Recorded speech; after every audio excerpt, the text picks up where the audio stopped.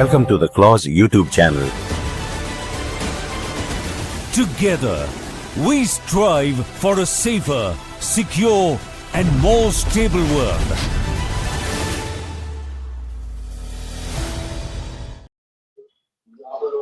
Hello and welcome to Claus YouTube channel. Today we are going to discuss a wide variety of issues because we had planned for a Russia-Ukraine discussion, but suddenly so many things are happening around South Asia, so we could not help but discuss those new developments which are taking place in our western neighborhood in the state of Baluchistan, Pakistan.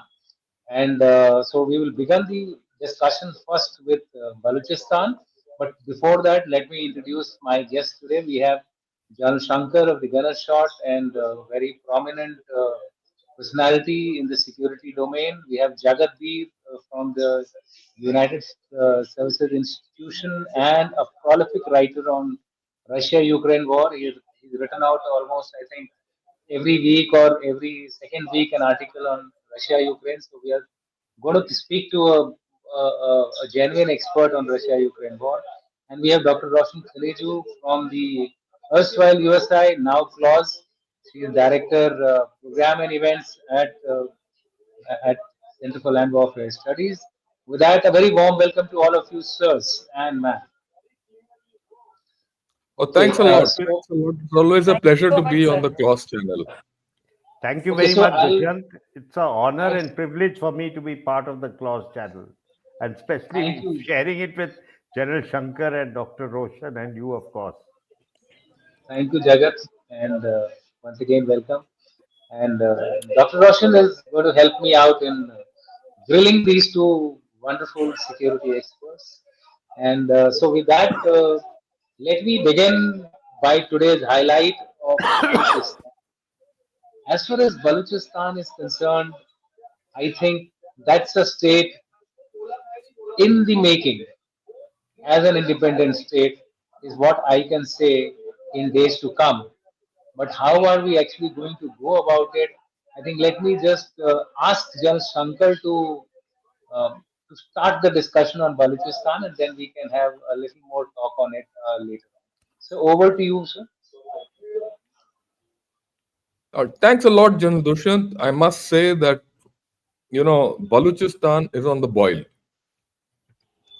We all know it's a mineral-rich state, as shown on the slide. It's got Gwadar, which is a major port, and and that gives connectivity to Afghanistan, Central Asia on one side, and to across the Karakorams into Xinjiang. And it frees Afghanistan, which is landlocked. But then Baluchistan has had problems historically. A lot of people have been disappearing, murders, killing, and all that. There's been a lot of problems. The Baluch Ekjeti Committee has had sit-ins outside Gwadar. Even today, movement on that Gwadar to Karachi highway or whatever it is very sparse. A lot of their Baluch groups, the BLA and the BLF, have come together, and they formed an umbrella organization. And then this Majid Brigade, which is the BLA suicide squad, has been at the forefront of activities. Just in the past month, there have been 57 deaths of Pak SF. But more importantly, this is what is not there on the slide. In 2023, there were about 117 attacks by the Baluch rebels. In 2024, it has become 500 plus, a five-fold increase. Even deaths have increased by about 6 to 7 times, killings of, and largely they're targeting whom? They're targeting the armed forces, and they're also targeting Punjabis, right? Yeah, okay, and there are a lot of problems there. Just about last year, November 9, they carried out a sophisticated attack in which, they bumped off quite a few Pak soldiers in a coordinated attack. And it was quite a sophisticated way, the way they planned and all that, and they had backstops and all that. Today, the news is that they have, taken over a train completely. There's a hijack situation which is still, ongoing at this point of time. Um, the Pakistan army has not been able to respond to this situation. So there is a loss of control over Baluchistan which is happening. Sometime back, when I interacted with people from Baluchistan, of course, those who are staying away from Baluchistan, rather Pakistan outside, they told me that look, the night is not under the control of the state. It's a very important statement that the Pakistan army and the Pakistan state don't control the night in Baluchistan. And I didn't believe it. But today I came across this little video where a Pakistan National Assembly, that is their MP, says this in as many words. I'd request if you could play this video. बहसीत बलोच में कहूँगा मेरे भाई, अभी मैं पता है डर के मारे में भाग के इधर से गया हूँ। कल आज सूरा को मैंने खुलवा ली था, भाग के गया हूँ, जहाज में वापस आया। और वो भी अपने जिला गज देखो, हमेशा बशीर देव का होता है, हमारे एनफोर्समेंट एजेंसीज का नहीं होता। एफसी की होती है ना, लेवी की इतनी कैपेसिटी नहीं है, पुलिस की भी इतनी कैपेसिटी नहीं है।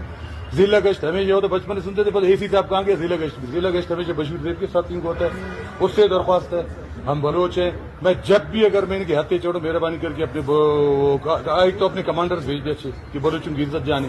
अभी लियाकर लेडी को किस चीज का सजा दी गई, क्योंकि सरफराज साहब की काबीना में और पार्लिमानी सियासत करते हैं। बशीर देव हमें मारते हैं जी, हम पार्लिमानी सियासत करते हैं। किसी बोलते हैं बंदूक नहीं चाहिए, हम आपके हाथ बंदूक नहीं उठाएंगे, हमें गुंजाइश नहीं बंदूक, आप अपनी बंदूक उठवा भी नहीं सकते जबरदस्ती। सरकार हमें बोलते हैं बशीर देव के खाते में, वो तो मैंने कहा कि जीआईटी मेरे खिलाफ बना दो, उसका ताजुम तो हो जाएगा। लेकिन आजकल गवर्नमेंट रिट बशीर देव साहब की है, डॉक्टर अल्लाह नजर साहब की है, हमें उससे दरख्वास्त है, कभी हम उसके साथ हाथे चढ़े तो मुझे दूर से गोली मार दीजिएगा। जैसे मुझे आइडेंटिफाई जफरुल्लाह देरी मुझे गोली मारे, इससे बेहतर है कि मैं रिजिस्ट करूं, मैं अपने बच्चे को बलोच को गोली मारो, उधर से वो मुझे मारे, सबसे पहले मुझे गोली मार दीजिए, मेरा बंदूक न छीने। सर कितने फीसद इलाके जो है वो इस वक्त हुकूमत के कंट्रोल से जा चुके हैं? आपके सामने भाई, आपके सामने भाई। अब रात को चलो ना, किसी वजीर को बोलो घूमे, मैं खुद घूम नहीं सकता, जहाज में आऊं मेरे भाई। थे कितने फीसद को क्या फीसद, ये मगरब पे हमला करते हैं, फिर मशरक पे हमला करते हैं, शुमाल पे करते हैं, फिर जुनूब पे करते हैं। इतने बड़े बलूचिस्तान में फीसद देखिए ना, आधा पाकिस्तान में। शुक्रिया। See, very important thing he said in this little small video, that at night no one moves around. The government is ineffective at night. He himself goes in a helicopter from place to place, right? And he is not this thing. And वो बोला है कि भाई क्या कर सकते हैं, ये पाकिस्तान है भाई, ये the way he said it, there's no control. This entire province is ready for breakaway. What's stopping it is probably China. China has got huge investments here. Gwadar, right? And China is angling to put private security personnel there, or even PLA people there. The Gwadar airport. I mean, incidentally, the Gwadar airport is a strategic airport as far as China is concerned. You will be horrified to know that the first language in Gwadar airport is Chinese. Right. Let me give you one more nice, I wouldn't say funny thing. Last month, the Gwadar airport was inaugurated by the Chinese Premier Li Chang and Shahbaz Sharif. Where did they inaugurate it from? They inaugurated from Islamabad. They didn't go to inaugurate it on ground. It was done remotely. Right? So that is the state. They don't want to go there. They can't go there. They can't reach Gwadar, all this. And today, a train with 500 people and a lot of Fauji's and have been hijacked. And there's I don't know, it's a developing situation. And Pakistan seems to have lost control. It'll be interesting to see how these things go. But I think now things are taking a different turn. And let's be very clear. As far as Pakistan is concerned, Pakistan can't live without Baluchistan. If something happens in Baluchistan, you're looking at the breakup and complete out of Pakistan. So we have to start thinking afresh on this whole issue, right? This is what I have to say. I think we need to get views from others also. Yeah, absolutely. In fact, I would like to just add to the information what Shankar has said. Then I go to Jagat on this issue for a quick comment of his. First of all, there are 20 security forces personnel who have been killed. Now, if you look at the average rate of killings of security forces in the last 1.5 years, it is 57. And out of this, about 60% are the Faujis. That means the men in the uniform from the Pak army, which is a very, very unsettling concern for Pakistan army. I don't know how long they are going to sustain this particular onslaught.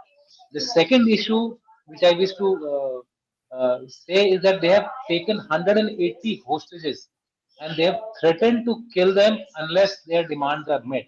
Exactly what are their demands, etc. I think those time will tell. Since we just picked up this particular incident, more details will come subsequently. But I have a question for Jagat. Jagat, you've heard the overall situation which is prevailing in Baluchistan.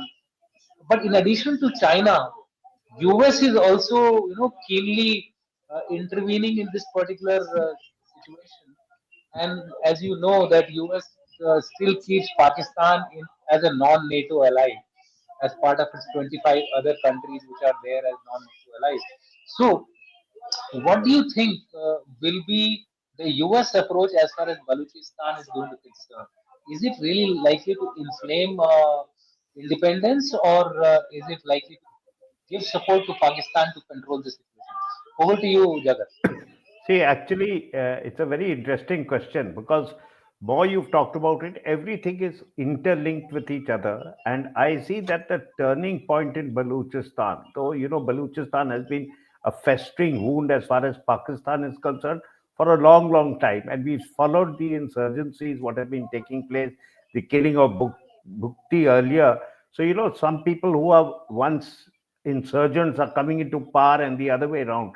But I feel that's my opinion. I may be, that the turning point took place with the withdrawal of the US from Afghanistan. And the minute that withdrawal has taken place, the Taliban 2.0 has not panned out the way Pakistan felt, giving it strategic depth. In fact, the Taliban 2.0, now what Pakistan has always been saying, that they are nurturing terrorists on Afghan soil, but Pakistan is unable to take any action against them. Though there was one strike taken once a couple of months, a month ago. But these are the biggest problems that are there. Now, to what extent US would like to get involved directly is a very moot point because US has pulled out of a region that is Afghanistan. Will they like to get back into another troubled region? The question is that right now the the country which is facing as far as Pakistan is concerned, the problem is that all the Chinese assets flow through here, like sir rightly pointed out. The Gwadar port, the CPEC goes through here. So look at it. They inaugurate an airport in Gwadar from Islamabad rather than coming to Gwadar. I mean, this is the fact on ground. Now, apart from just Baluchistan, they've also had multiple problems in the neighboring province of Khyber Pakhtunkhwa. So, I mean, these things have to be looked all together. And I feel that US may provide certain support as far as intelligence goes, but will they give money as for fighting terrorism? I don't know. Will they take action against the Baluch nationals who are, said to be in US today? I don't think they'll take action against that. Today also there's statements coming out from Baluch leaders who have fled Baluchistan and now operating from UK and US. So what will US do against them? Will they arrest them and hand them over and blame them for this? I don't think the relation between Pakistan and US is that close that they're going to do that now. Maybe they would have done it earlier when they had very close relations when they were dependent on Pakistan for their presence in Afghanistan. But I have my doubts at this Okay, stage.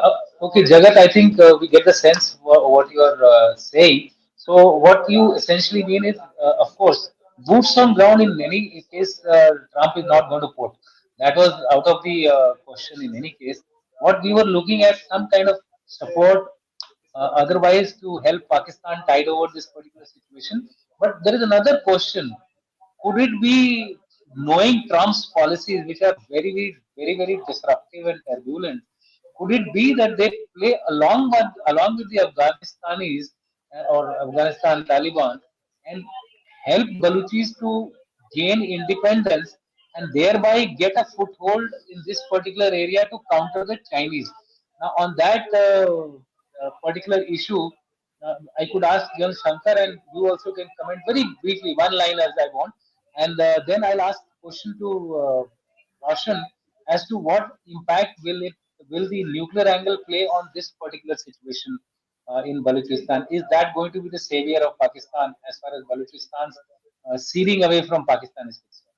So, a quick comment by Jan Shankar on that issue, that could it be the reverse, that US helps Afghanistan to help Baluchistan gain independence, get a foothold, counter the Chinese? Over to you, sir. Look, at this point of time, my view is that US is probably far away from this whole scene. They are not. They are on complete remote, and they are trying to get some foothold in Bagram Air Base, as I learned some time back. But whether that will come up or not is far away. But I think Baluchistan is completely off their radar. It might come into the radar after this train hijack incident. I mean, just to give some statistics, I won't say statistics, information. Uh, a lot of soldiers are part of this hostage crisis. From Yes, 17 Azad Kashmir regiment, right? One JCO, 48 soldiers. exactly. 93 EME battalion, 3 soldiers. Right. 36 Azad Kashmir regiment, 2 soldiers. 168 artillery regiment is 6 soldiers and a JCO. And 16 signals battalion, 6 soldiers. So a lot of Faujis under this whole story. And they're all part of 33 infantry div of 12 corps. So, I mean, the way I look at it, this is an acid test as to how Pakistan will react. That is why. Okay, That is why I'm saying it's a but benchmark. It's a benchmark action by the Baluchis. It has never happened Baluchis in the past. Something like this. never happened in the past, and this is something it's going to catch headlines. Ukraine में सब कुछ होता रहता है. It doesn't affect us, but this affects us. We have Right. this one incident has started us thinking, can Baluchistan really break? Has the time come for it to break? Right? There are. Absolutely. Let me put the demography in perspective. Baluchistan is a spacely populated place, and the Baluch people by themselves don't have the kind of strength to take over Pakistan or rather break away from Pakistan. They'll need help from others. Where are they? Baluch people are also in Sindh. Baluch people are also in some part southern part of KPK.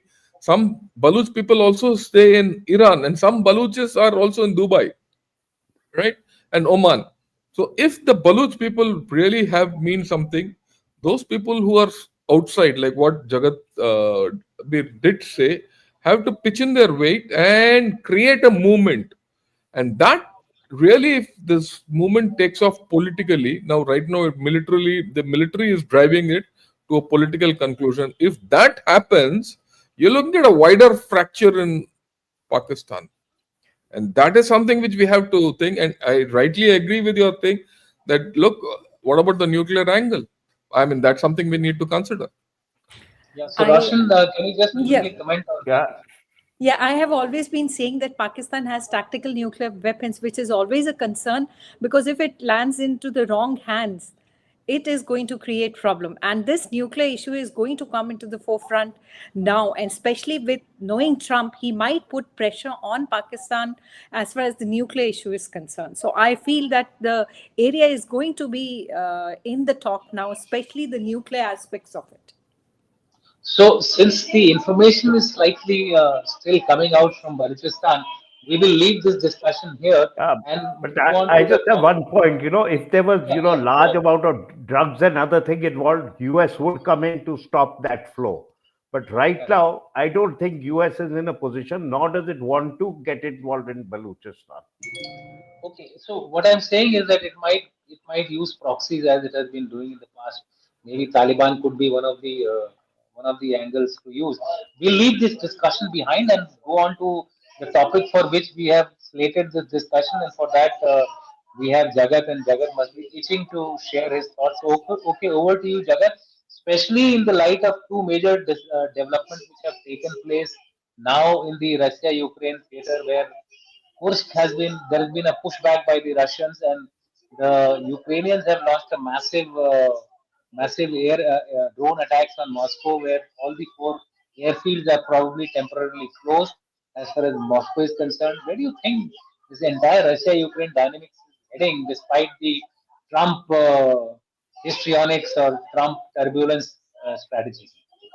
Yeah, actually, the Ukraine war is now in its fourth year, and it's reached a very interesting point. And the first, sign of this, one of the signs of this point were the cover of the Economist magazine, which showed a figure representative of President Trump with his back turned.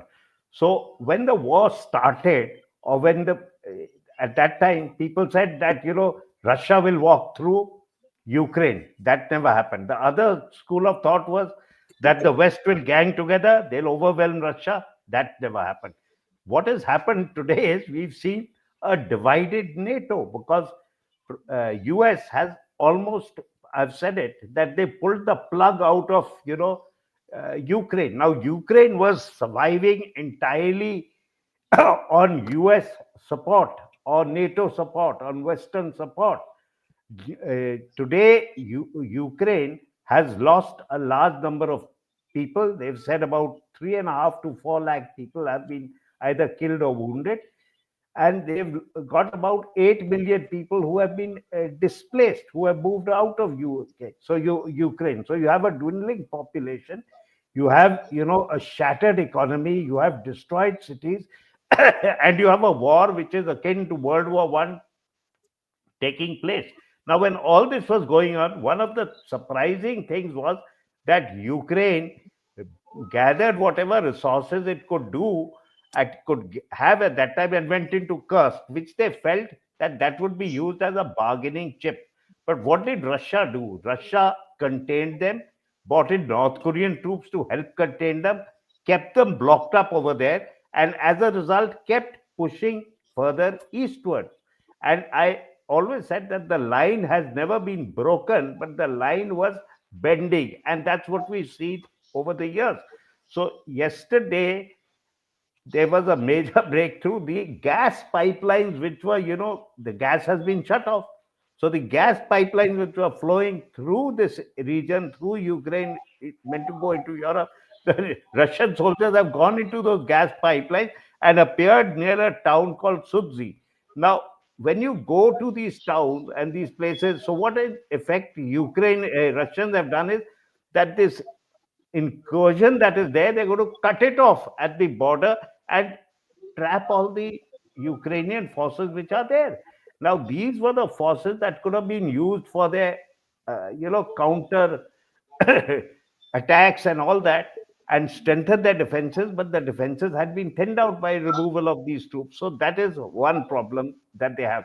The second major problem is that America has said that they'll not give Ukraine any more material as far as arms go, because they want to enforce a ceasefire. They feel time is right for a ceasefire.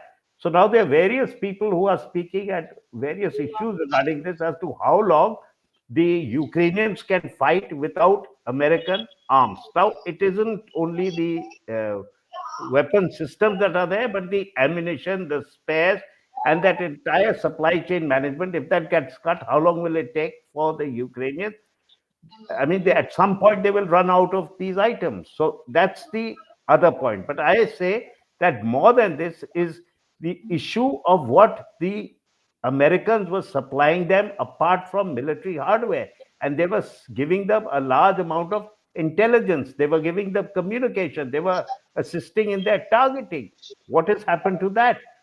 Now, as far as I've been given to understand, is that President Trump has said that he will not give any intelligence regarding any targets for where Ukraine will carry out any offensive action, but we'll only assist them as far as their defensive actions are concerned. So that's a huge setback.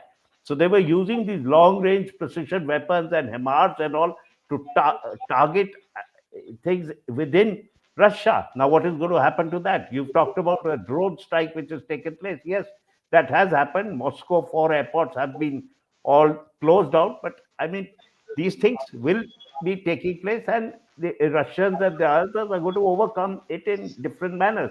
The other thing which is also striking is that the entire Ukraine army functions on the Starlink network. Now, Starlink is controlled by Elon Musk. What if he's already threatening? What if he closes it down? What will happen to their communication? What will happen to their system? Okay, The people I is just want saying to that intervene. we'll support Jagat, you. Yeah, Jagat, I want to intervene here. Elon Musk has made a statement just now, about an hour back, saying that if he cuts off Starlink, the Ukrainian front line will collapse. Now, that's just to add to what you were just talking about. absolutely. And the Polish are saying that, we will give you our link, whatever, but how much can that work? So that's another issue. And, these are things which which have been happening so fast. So as far as everybody is concerned, you saw exactly what happened on the 28th February meeting between President Trump and President Zelensky. But one of the main features that President Trump said, which, got covered in the din of all that, was, we do not want, you're heading towards World War III. Basically saying you don't want anything else. So he's trying to say that both countries need to pull back. You need to have a ceasefire. Now, the other issue was, which is the main issue as far as Ukraine is concerned, is they felt they'll have a ceasefire in a manner in which they get their territory back, in which they get some sort of security assurance, be it in the form of NATO membership, if not now, at a later date. But President Trump has categorically said, in fact, the defense secretary said that, territory is not an issue. There's no question of territory. And they've gone on to say that there's no question of NATO membership. And the third thing they've said is, which is also very significant, is that whichever troops are stationed there from any European country, Article 5 will not apply. So now the question lies is, what are the security guarantees that are likely to be given to Ukraine, which will be accepted by Ukraine or forced out upon Ukraine to ensure, because ceasefire is easy, sir. Ceasefire is relatively easy. But what after that? Where will we stop? Will we have like a LOC situation? What a lot of people have been writing about, line of contact where the troops are presently. Will that be a broader? And in the meantime, Russia is slowly pushing eastwards. Now, today they've gone for a ceasefire talks in Jeddah, and the Ukrainians have said that we are ready to give you partial ceasefire. Now, what do you mean by partial ceasefire? Is that there will be ceasefire as far as naval operations go and ceasefire in the skies. So ceasefire in the seas and ceasefire in the skies. But the land is the decisive factor as far as this war goes. So they're saying no ceasefire there. So, I mean, this is also something, every time new issues are coming up. So this is where we're heading. But everybody wants peace. And Russia also saying we want peace. But so far, the worst is Russia not offering any concessions, so to say. Okay, Jagat, I think you have given a good roundup of things to come. But I have now specific questions to Jan Shankar. Sir, you have seen that there is a peace talk going on by EU and Ukraine and between Ukraine and EU, on the premise that Russia-US talks were kind of did not bring the other player inside this particular talk. But you find even in this particular meeting which is taking place in Jeddah, now Russians are out of this particular talk. So, in my view, both these talks are really not going to give any major outcomes except for throwing some new conditions, as what Jagat has been saying. The second thing which is developing very quickly is that positioning of an international security force. Now, positioning of an internal security force, Poland, etc., have given some kind of assurance, but there are many European countries which are against this particular idea of placing international security force. The third thing which is of importance is that the EU now, uh, uh, having got a shocker from Trump saying that you all have to pay up equally as far as defense of Ukraine is concerned. So They have established a bank. They are also calling it as a bomb bank, where they are trying to pump in the money to get more defense equipment, etc., to support the Ukrainians. So, do you think that we are likely to see peace in the near future because of this confrontationist position, first of the US, second of the EU, third of the Ukrainian, and the Russians, of course, are the main player in this particular war game, as we may call it. So, how do you see peace really coming out? Do you see the war again prolonging to another 4 to 5 months? Yeah. Thanks a lot. I think you covered a lot of big questions, but I'll endeavor to answer them one by one. So the answer See, is one, first, so that's why I said yeah. let me ask you. I will cover it. See, the thing is, like Jagat said, that everyone wants peace. Why does everyone want peace? Because everyone is exhausted. Let's be very clear. Russia is exhausted. Ukraine is exhausted. Europe is exhausted. America doesn't want to get involved anymore. That's the fundamental thing, and I don't think it's in anyone's interest to carry this war forward. Everyone wants now to come to a ceasefire and a peace plan and all that, but everyone wants his interests intact. Let me outline what are everyone's interests, because if you get that everyone's interest, then you see where the interests overlap, and then you see, is there a peace deal possible or not. Okay, let's start with Russia. Russia wants, of course, what does Russia want? If you go back to what Putin started this war with, it wants security. It doesn't want NATO anywhere in Ukraine. Ukraine not to be part of EU. No Nazis in Ukraine. And he wants a regime change in Ukraine. And he wants Ukraine to be a satellite state of Russia, like Belarus. These are his four things which started. He has not changed. Now, if he can't get that, he'll settle for the territory he has, and any settlement in between what his initial thing was and what today he has. Okay. If he gets but then this is his interest. What does Ukraine want? Ukraine wants Russia out of this complete Crimea, go back to 2014 borders. Is it feasible? Not feasible. Is what Russia wants feasible? That's also not feasible. This thing. What does Europe want? Europe wants security. Their security is guaranteed only if Ukraine is intact. Okay, especially Poland, all those countries which were part of the erstwhile Iron Curtain, if they are taken over or infringed upon, the mainland Europe is at risk. So they want that, and they want their unity intact. Okay, they want NATO to survive. They'll bend backwards to ensure NATO's survival. USA is very clear. They just want to get out of this whole story. Trump wants to make good with Russia, and his focus, which many of us are missing, is against China. That's my way of looking at it. His final is against China. Now he wants a deal with Russia so that he can control the Arctic routes and keep China out completely. Okay, Greenland, all that. Okay. There is method in that. There is a lot of method in madness, and he is using economy as the binder across this border, because all these minerals and all are either side. So he wants to make a deal with Russia. He wants to make a deal with Ukraine. Economy will bind these together, and inherent in this economic deals, or the mineral deals as it is called, will be the inherent security guarantee.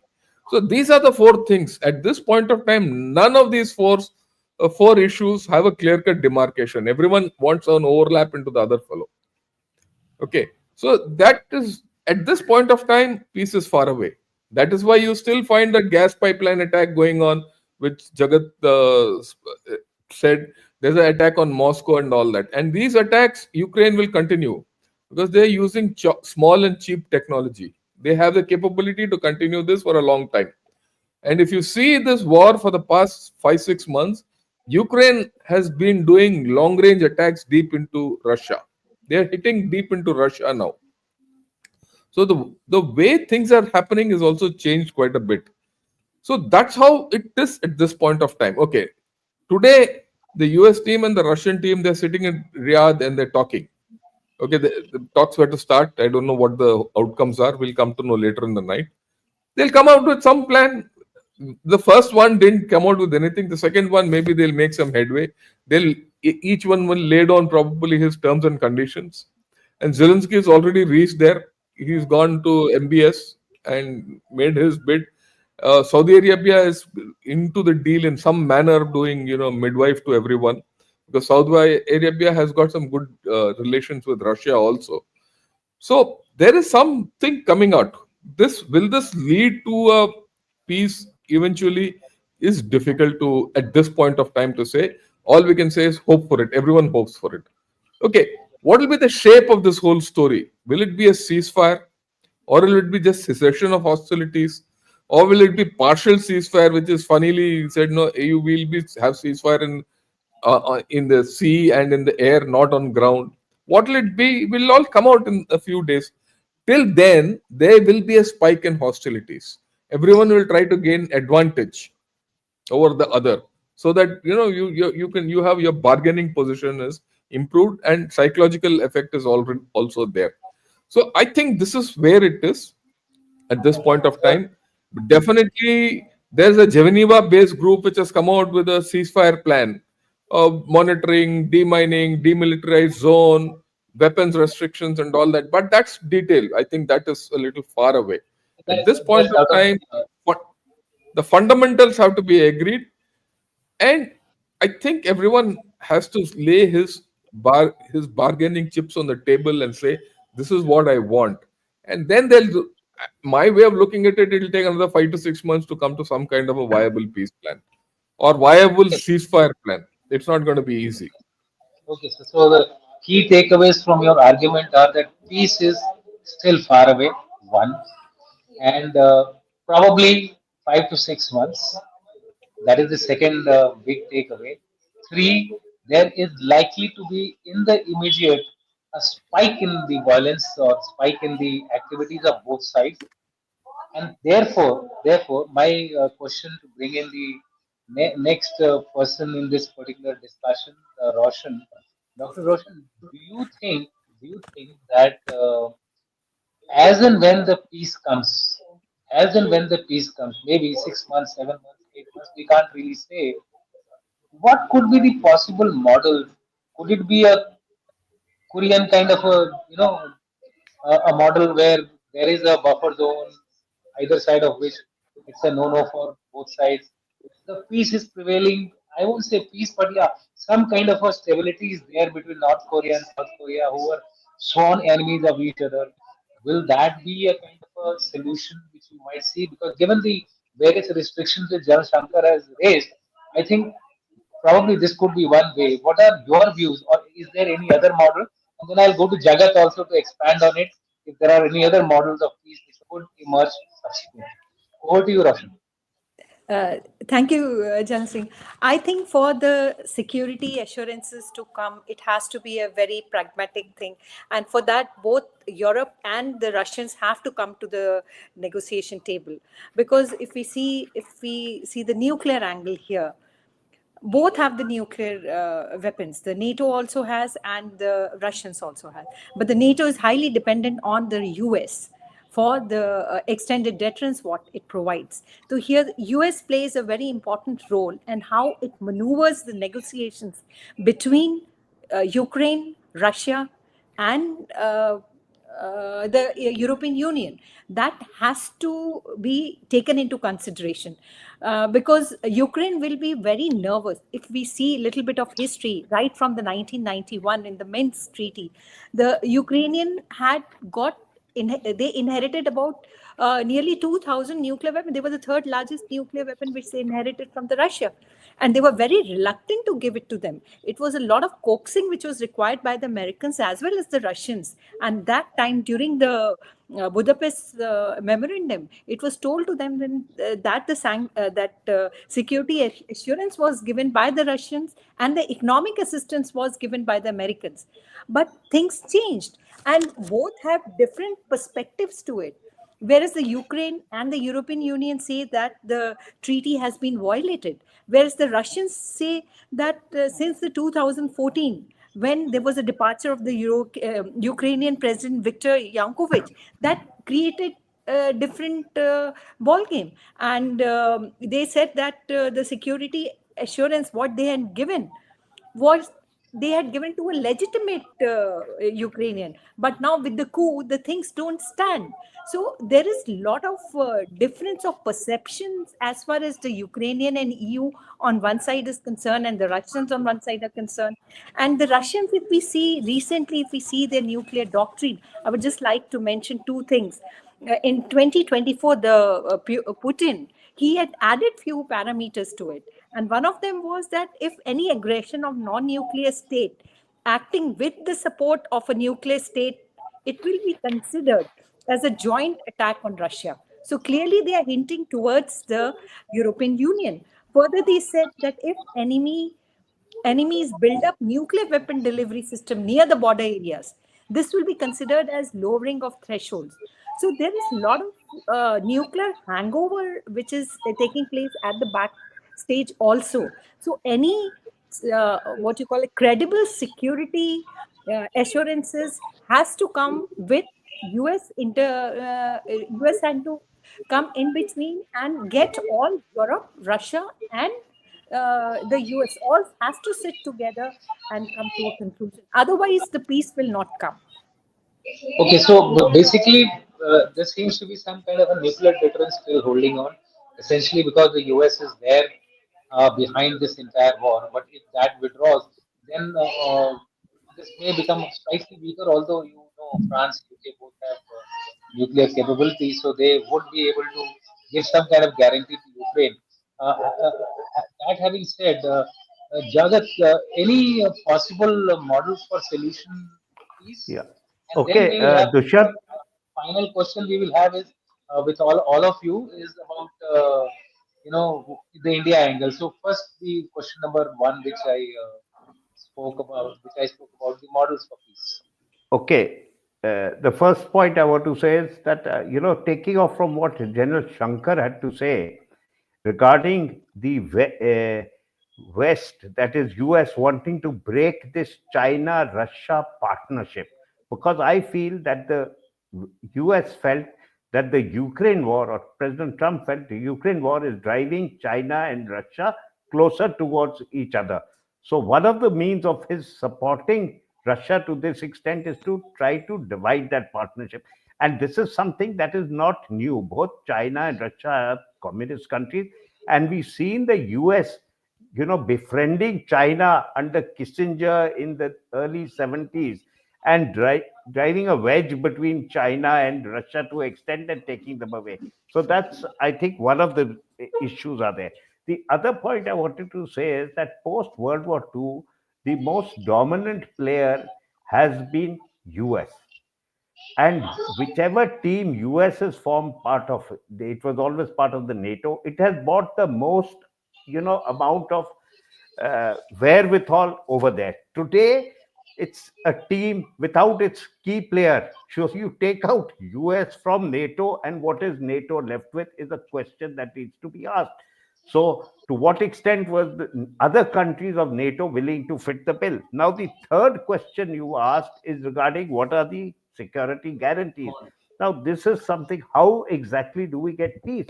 So, earlier people used to talk about something called armed neutrality. That means that Ukraine is a neutral country, but it has certain guarantees from other countries, mainly the Western thing, that they will be there to give them significant military support. That is, US and Europe build an arsenal capable of defending Russia in their own territory. So that is one option. The other option is who is going to enforce the peace and what are the guarantees.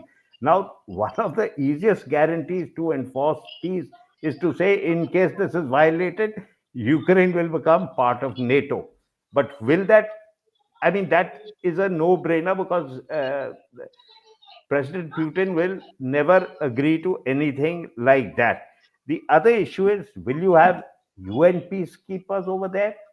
When this is the first time when a member of the Security Council, P5 country, will be checked, part of that. So he can veto anything. So it's complicated. Will you have European peacekeepers there? European peacekeepers, this has been come up by the Prime Minister of UK and the President of France. They've talked of this. Both those countries are agreeing to this, talking about it. But as you rightly brought up, sir, all the countries are not on board. In fact, while Poland is on board and Ireland has said, yes, we'll provide peacekeepers, Norway Italy has is said that, what are we guaranteeing? Which is the line we are going to secure? What is the line we have to patrol? What is the guarantees we have to ensure? Only then we can send our peacekeepers there. You cannot send them in with some sort of mandate which is not clear for those people on ground. So that's again something which is to be there. Or will you have an international agency enforcing it? So one model which people have been talking from the beginning is the Korean model. The other model is what I was saying is something like the LOC, but then to what extent you can have it in place is, and with both countries, having places where they can talk and resolve issues. That is the other model which I feel is there. And the other problem, what Dr. Roshan talked about, and she's brought it up, is this nuclear weapons issue. So this nuclear weapons issue, I've been, following it to a degree, and I've said that nuclear weapons were first used in World War II to stop a war. After that, nuclear weapons were used throughout the Cold War to deter a war. Now, what have we seen is that Russia has used the threat of nuclear weapons to carry out an offensive into Ukraine so that, it's to prosecute a war. Just see how the philosophy of use of these nuclear weapons has changed. And if nuclear weapons was the issue which will bring stability, then more countries will ask for nuclear weapons so that there's stability in greater places. So, this is what I have to say. But what I feel is that right now it's an extremely complicated situation, and it's very complex as far as the peace talks are going to take place. Because with President Trump, he's little mercurial. Nobody knows how predictable he will be, when he will change, which side, and what additional demands will come out. But right now, as you rightly brought out, said, as we've all said, the world is looking at peace because everything has been hit because of this war. Thank you, Jagat. And since we are running out of time, sir, the last question to Jan Shankar, and that's about the India angle. How do you see India's role in the current phase and possibly post peace as and when it comes, whether it comes or not? But in the current phase, how do you see India pitching itself? And post peace, how do you see India pitching itself? Quickly, sir, Yeah, 2-3 minutes, and then yeah. Thanks a lot. again the I think that's a very valid question. Let's look at it from this point of view. Whether this deal this peace process will go through or not, we don't know. But this is the best shot at it. You might, fault Trump for everything, but at least he's broken the ice to start a process. You might think he might not honor the deal and all that, but he's written a book called Art of the Deal. So let's trust that. Let's go by what's his past performance. Of course, though they say past performance is no guarantee for future results. Okay. But having said that, the peace, the way I look at it, will have to come about in different silos. Talks will be on different silos. One will be a political process. The other is an economic process. The third will be a territorial process. And fourth will be the process of how to get to the, ceasefire and the procedural issues. I think at some point of time, all these four issues will start going together. And then, of course, the security guarantees go with it. These 4-5 issues will have to be discussed. And my view was, and I've discussed it with some experts also, they say, look, form committees for each of them and then take the peace thing forward. If some committees, international committees have to be formed, who will get these people to talk of these in separate silos and then put the silos together, the process will be long. And this is where I see India coming in. It might not be straight, but I think India will have to play a role in it. for only one simple reason: acceptability. Who's acceptable to everyone in this scenario? China is not acceptable, definitely not. Turkey is not acceptable for many people. Okay, in fact, America will not allow Turkey to get in. Okay, so the one, of course, USA will dominate these talks with Russia because Trump and Putin are 1 to 1. So if they come to a thing and then they force the deal on others, that's a different story. But if they want go through the normal processes, I think of all the big nations, it's India only who can come into this whole story. It's not only during making the peace deal, I think even to maintain peace. Like Jagat rightly said, Putin has said no Europeans boots here. Okay, who else will come? Which are the boots which can come? It has to be a UN mandate. There's no other choice. Is there any other body which can mandate, or is there any one which can be formed via a joint monitoring committee or something like that between Russia and Europe and Ukraine and all that? But that whose mandate under which this ceasefire will be maintained? Will it be a DMZ like Korea? Will it be LOC? LOC is dangerous, right? LOC Yeah, means firing will continue. It's not cessation of hostilities. Or will it be a East Germany, West German model? It's not as if these are the only two models. We have to see that there are other models also which have existed earlier. So I think we have, and I think India must step up. Must step up. I know for sure India was offered this role sometime back. Look, will you come up and mediate between Ukraine and Russia? At that time, for whatever reasons, we backed out of it. But today, given the opportunity, I think we should take up the lead. If you're like looking for a global role of, what was Vishwa Bandhu and all that, you might as well start doing this. So I think, absolutely. yeah, You're absolutely right, sir. If we have to be Bandhu, we must show that we are Vishwa Bandhu. Vishwa And Bandhu. I think India is rightly positioned because of its strategic autonomy policy, which we have been following. I think somewhere it needs to work, and possibly this is the area where it can work in terms of acceptability. Uh, Jagat and Dr. Roshan, quick one-liners only because we are now totally out of time, and all of you have to take your break after this discussion. So first, Jagat and then Dr. Roshan, and then we close the discussion. I'll see if there are any questions. We'll take one odd question. No, Over to I Yeah, we you, feel have a that Jagat. lot of questions. You could take a Yeah, few. yeah. no, I So feel that Jagat, what Shankar has said is absolutely correct. I mean, India must get involved. We need to get involved, and we are the only country which is acceptable to both parties. We've had very good relations with everybody. But what problem I'm seeing now is that there are multiple tables which has been where the discussions are taking place. Ultimately, they all has to take place on one table. So you have a table where Russia is speaking to Ukraine, a that's table right. where That's you what I highlighted. I mean to Russia to US, one table Yeah, where the Europeans are speaking to Ukraine, one table on the UN. So I mean, until they can, these can be like committees to discuss issues, but ultimately it has to be Russia and Ukraine part of the same table to discuss it face to face, and only then we can move forward. absolutely, Uh, sir. And Dr. Roshan, I quickly. think I'll just Yeah, I'll just say what Jeffrey Sachs has been saying, that negotiation and diplomacy is the only thing which works. In order to have peaceful thing, I think India can play a very positive role, as it has good relationship all the countries, and until uh, Ukraine, Russia, European Union, all three sit together, I don't think there is a possibility to have any long-term peace in this area. absolutely. I think we had a wonderful discussion based on the comments which are coming on this platform. We must compliment all our guests today for having so intimately discussed this particular issue, laid it threadbare.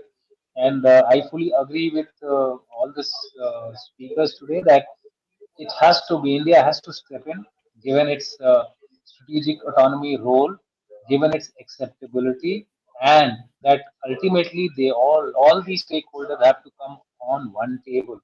Unless they come on one table, I don't think they are really going to have a lasting peace.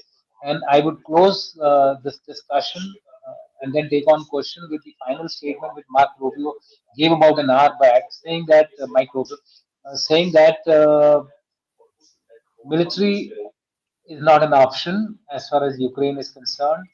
Peace is the only way forward. So therefore, I think there are continuous indications coming in some form, indicator to the EU also to stop promoting a conflict between Russia and Ukraine. With that, let me take some questions. Uh, Sir, can you just see the question because my computer is giving a little. Okay. Hmm.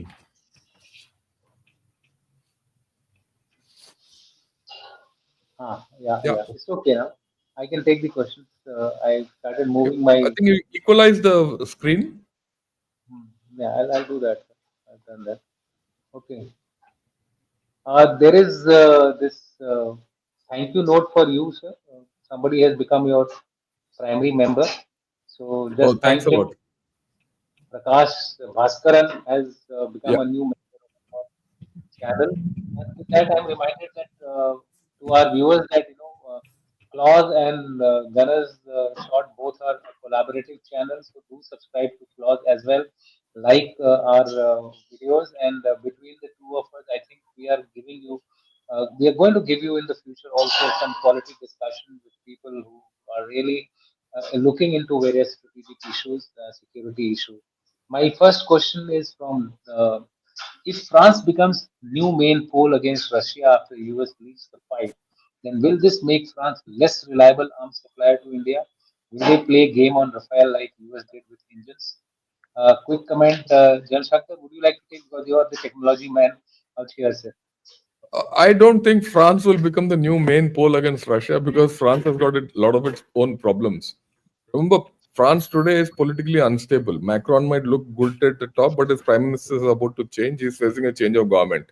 Second, between France, Germany, and UK, they'll never get along. No one will allow anyone to go up. Third, France, Macron and Putin, their equation is not great. So the question of France becoming the main pole against Russia itself is questionable, right?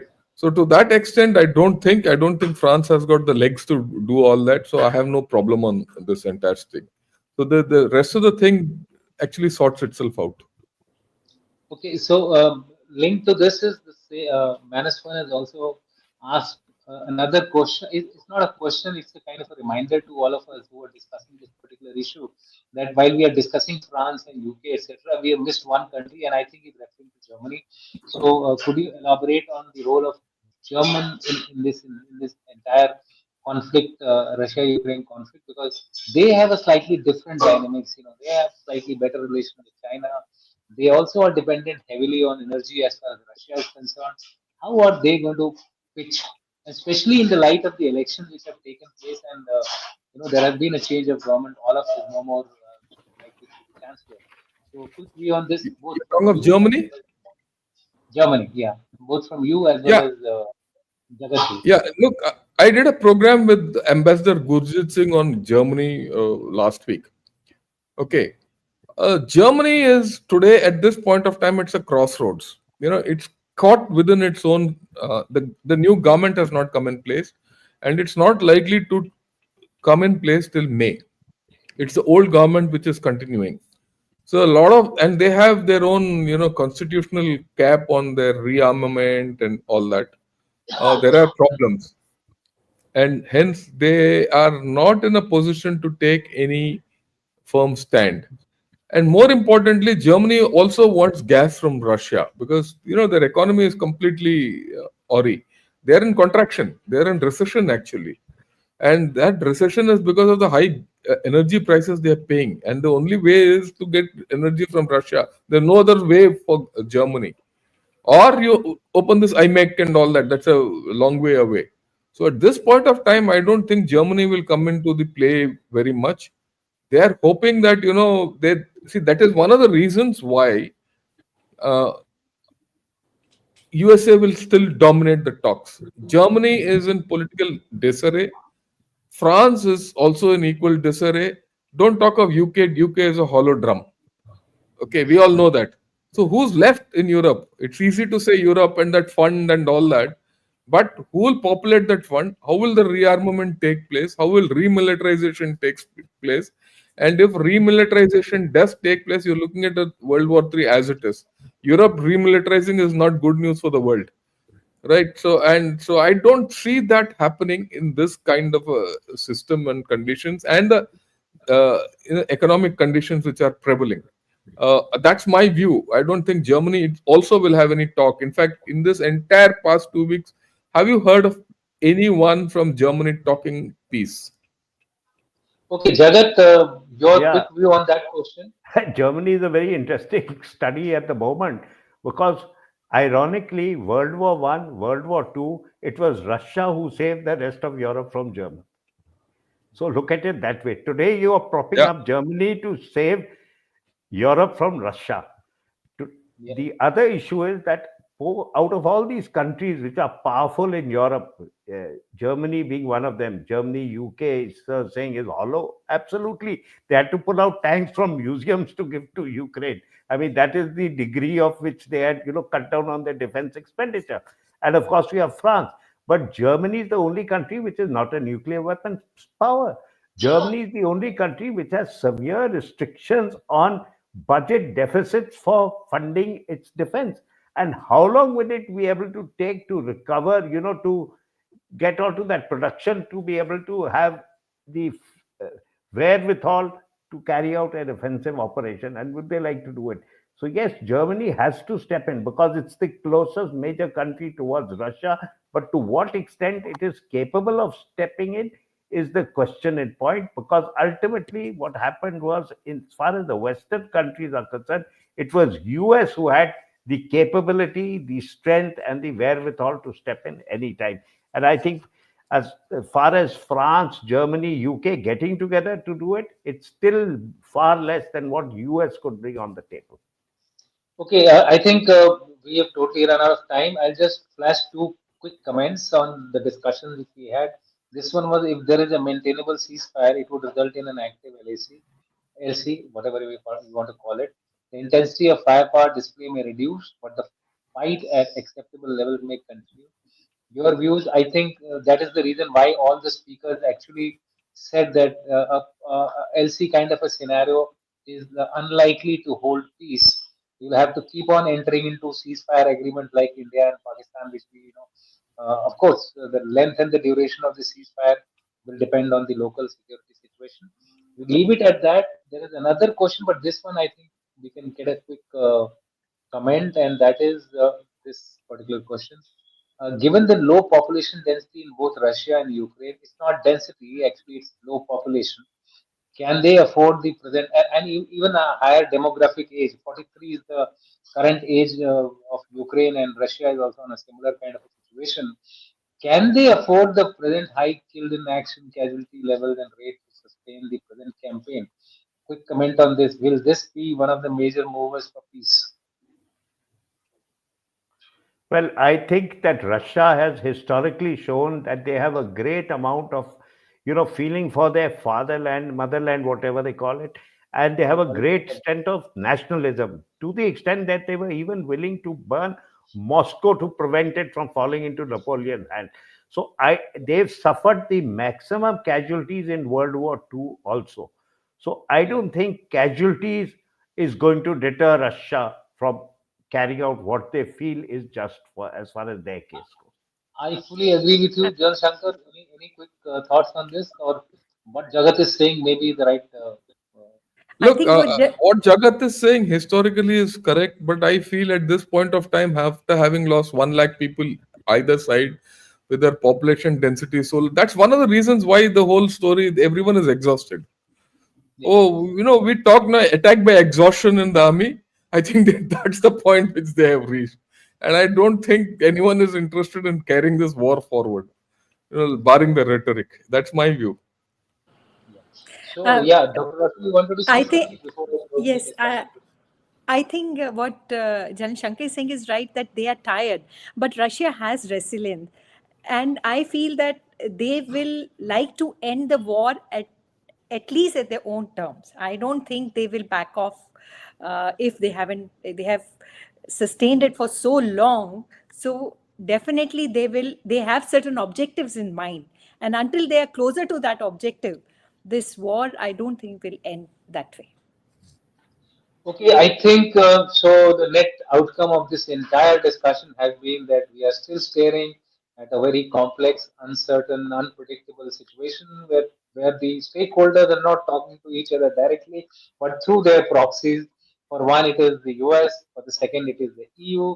Let us see when these two proxies of the original actors meet together, come on the same table, and thrash out. And how does India fit into this entire gamut? Because uh, for sure, for sure, China may not be a welcome, Yeah, one welcome. point, I see someone from Russia has responded. I would like that comment up if you don't mind.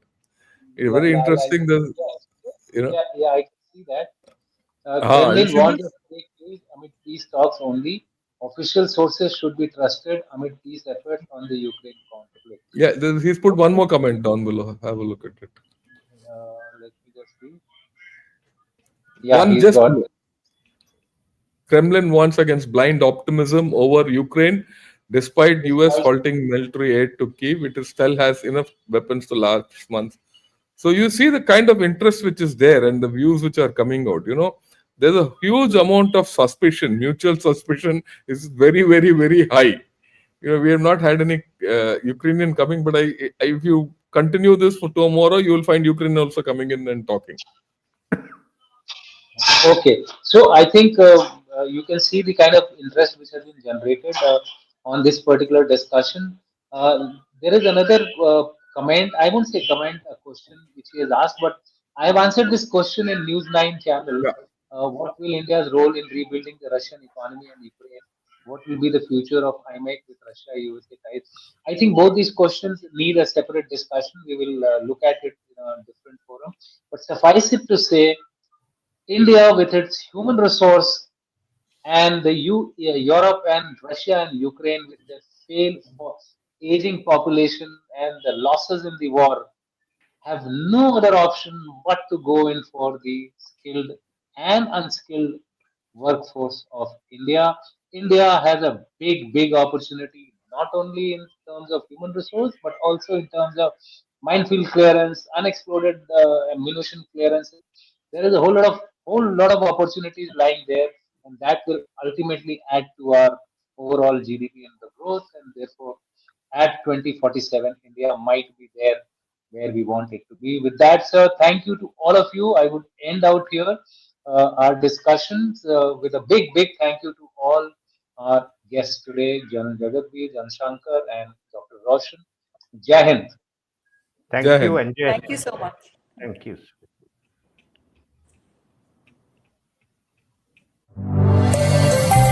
Welcome to the Claus YouTube channel.